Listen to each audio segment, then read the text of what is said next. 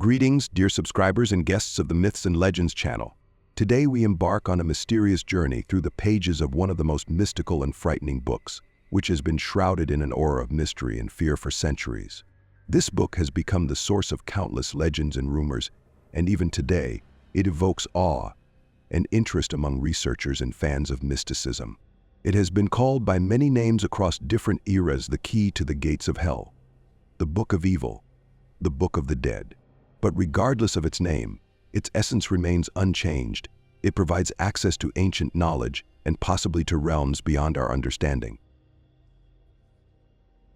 One of the most famous legendary books often mentioned in the context of occult knowledge is the Necronomicon.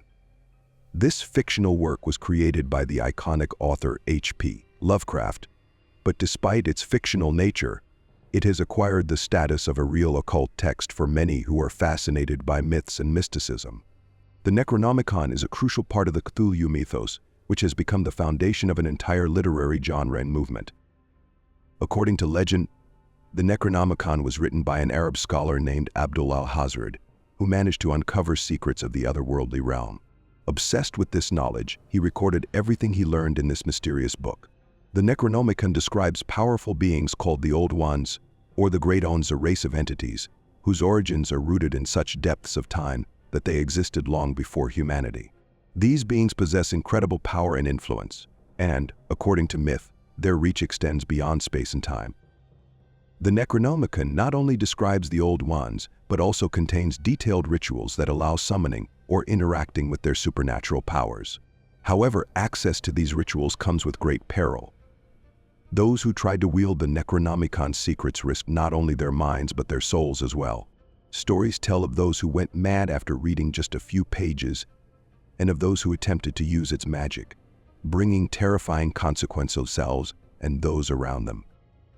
Nevertheless, legends assert that those who fully grasped and mastered the secrets of the Necronomicon could access power far beyond human capabilities. This book allegedly holds keys to control not only otherworldly entities but also time, space, and reality itself. However, the price for this knowledge is extraordinarily high.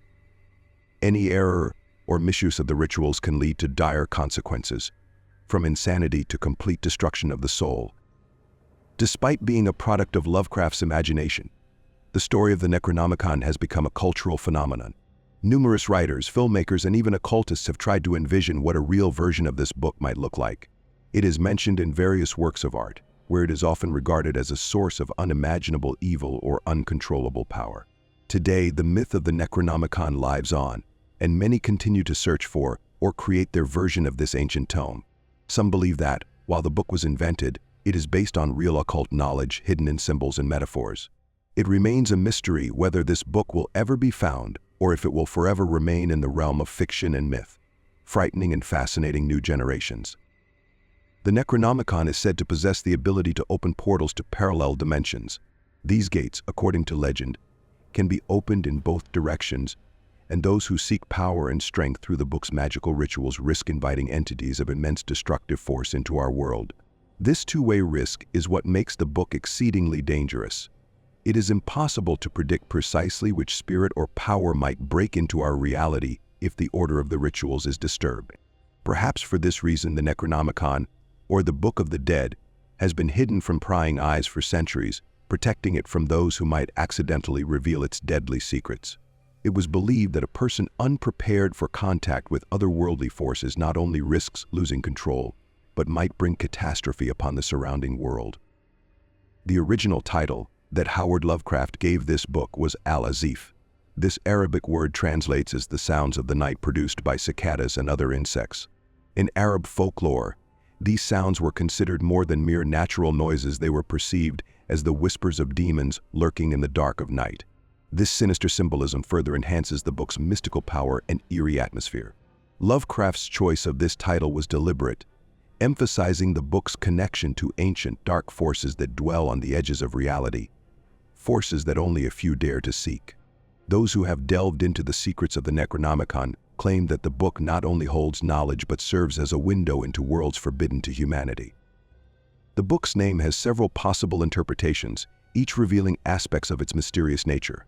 Among them are the Book of the Laws of the Dead, the embodiment of the laws of the dead, the law of dead images, and others. These names reflect the book's themes and its dark ties to the afterlife. Howard Lovecraft attributed the authorship of the Necronomicon to a fictional Arab necromancer and alchemist, Abdul Al-Khazred, known as the Mad Poet from Sana'a, an ancient city in modern-day Yemen. According to myth, this enigmatic man created his sinister work around 720 AD in Damascus. The story of Al-Hazred begins in his youth, when he left his homeland and embarked on a journey across the lands of the Middle East in search of ancient wisdom and magical knowledge. One of the first places he visited was the ruins of Babylon, where he spent 2 years studying the remnants of this great civilization and its forgotten cults. Afterward, Al-Hazred traveled to Memphis, an ancient city in Egypt, where he trained with priests for several years, learning the secrets of Egyptian magic and religion. It was in these sacred and shadowy places that he immersed himself in the depths of necromancy. However, the most mysterious part of his journey was the decade he spent in the vast Arabian desert, now known as Dana. This desert has long been shrouded in darkness and infamy, and locals always tried to avoid it. It was believed that evil spirits, servants of Satan, and the angel of death who curses anyone who disturbs this land's peace, resided there.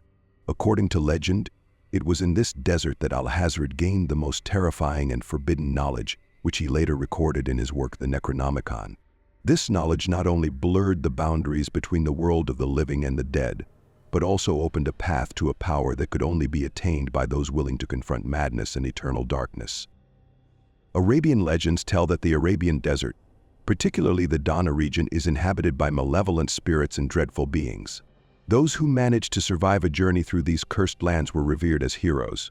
Al-Hazred was extraordinarily fortunate. Not only did he survive, but he returned from his wanderings and spent the rest of his life in Damascus, the ancient city in Syria.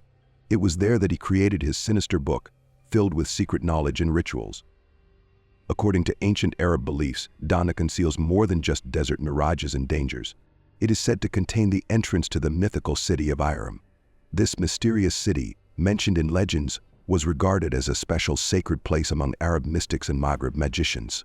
According to legend, the city was erected by powerful jinn at the command of the legendary ruler Shah Shaddad, and its location has since been the object of eager pursuit by Eastern magicians. However, the path to Iram has always remained hidden from ordinary mortals, and only a chosen few could attempt to find it. Many seekers tried to access this mysterious city using various methods.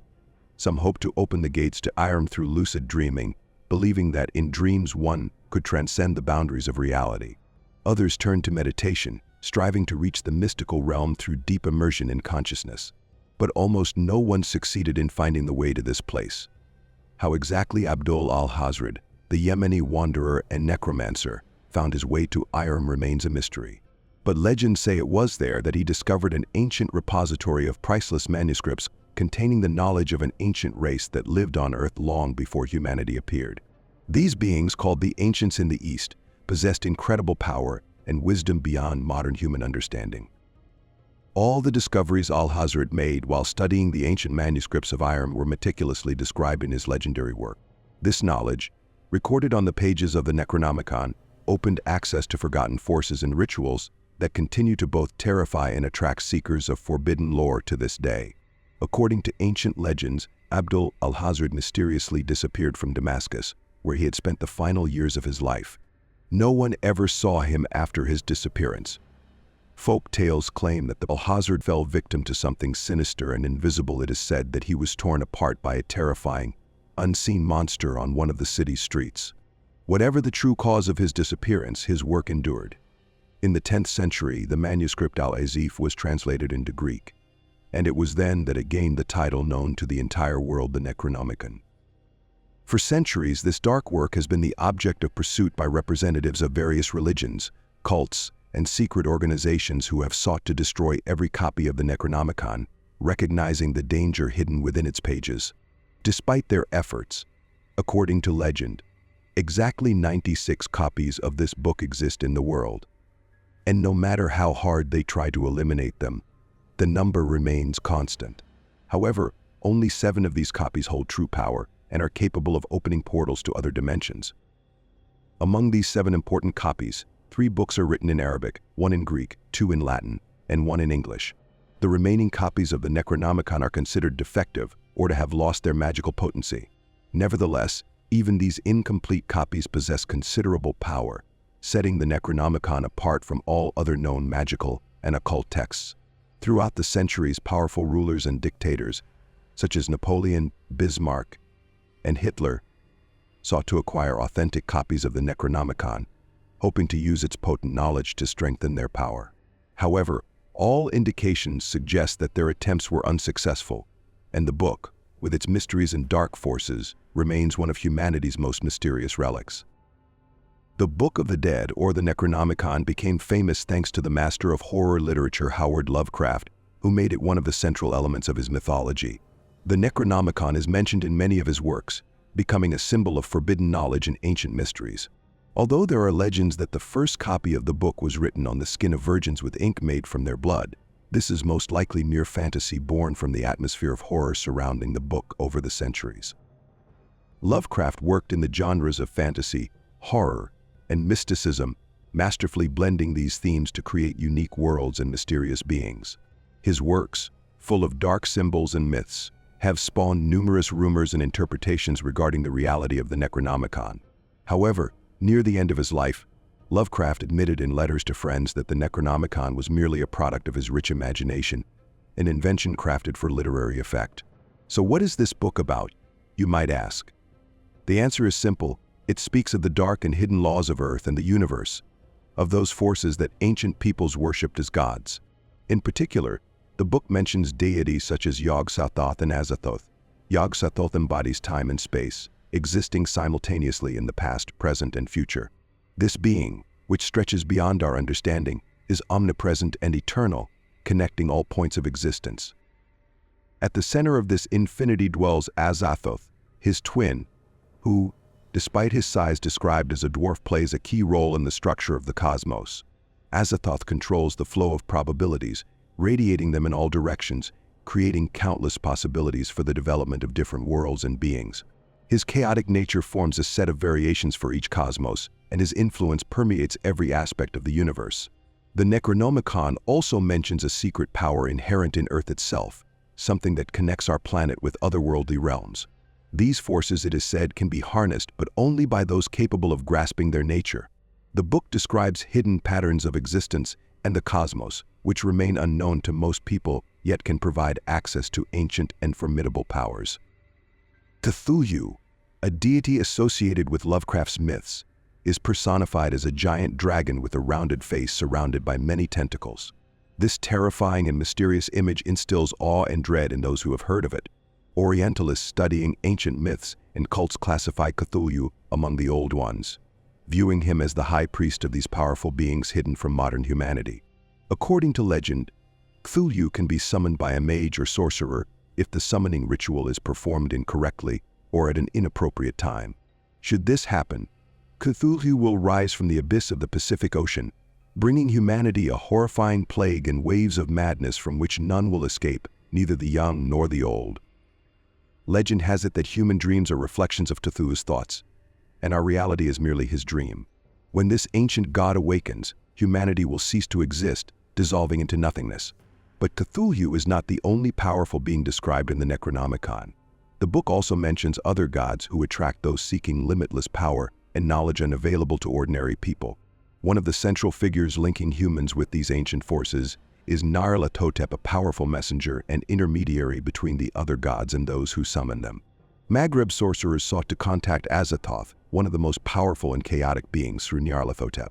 Nyarlathotep was often called the Crawling Chaos due to his ability to change form and take on different shapes. However, knowledgeable magicians could always recognize him by the distinctive scent that accompanied his presence. The Necronomicon also contains symbols and spells for summoning other gods. One of these is Shub-Niggurath, who appears as a colossal black goat embodying dark and uncontrollable forces. Interestingly, the worship of Cthulhu and other ancient beings spread not only among Arabs, Greeks, and Egyptians, but also among the Sumerians, one of the earliest and most ancient civilizations in human history. Magicians and occultists have always been drawn to the other beings described on the pages of the Necronomicon. About 1/3 of the book is devoted to detailed instructions for controlling Shub-Goth's mysterious, formless beings composed of bubbles of protoplasm. These eel-like creatures are living manifestations of chaos and obey those who can master the magic required to control them.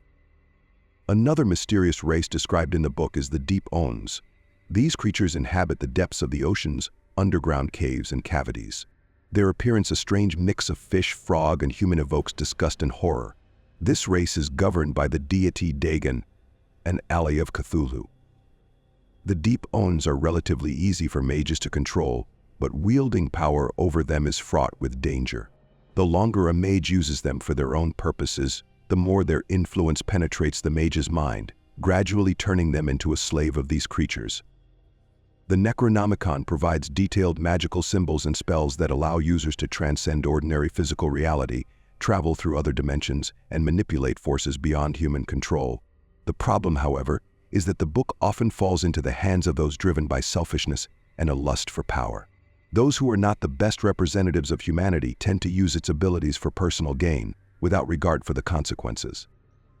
Additionally, the Necronomicon contains detailed descriptions of techniques for enslaving human souls and instructions for creating psychotropic weapons capable of altering human consciousness. The book's power is designed to attract those who desire dominion and control over others, and these individuals, using the dark mysteries of the universe, often choose the most destructive knowledge, ultimately leading to severe consequences for all of humanity. The Necronomicon is not merely a collection of magical spells, but a dangerous tool that affects the world through its users, each of whom leaves a trail of destruction and madness. On the other hand, the Necronomicon can be viewed not only as a dangerous artifact, but also as the greatest source of spiritual wisdom, inviting those who dedicate themselves to its study to gradually ascend to the heights of understanding existence. For those who can decipher the encrypted structure of its text, an incredible volume of knowledge will unfold, capable of transforming their understanding of the world. But putting aside all mystical conjectures, the question remains, what does the Necronomicon truly offer, and can a human being genuinely comprehend all its power? Perhaps someday someone will come who can truly grasp the wisdom hidden within its pages, and we can only hope that if the book ever chooses its chosen one, it will be a sage who uses knowledge for the benefit of the world, rather than a tyrant seeking power. Well, friends, that concludes today's story. Thank you for watching this video until the end. To stay updated with new episodes, don't forget to subscribe to the channel and click the bell icon. And if you enjoyed this video, the best way to support me is to give it a like. I would love to see your feedback and comments below this video. See you again soon on the Myths and Legends channel. Until next time.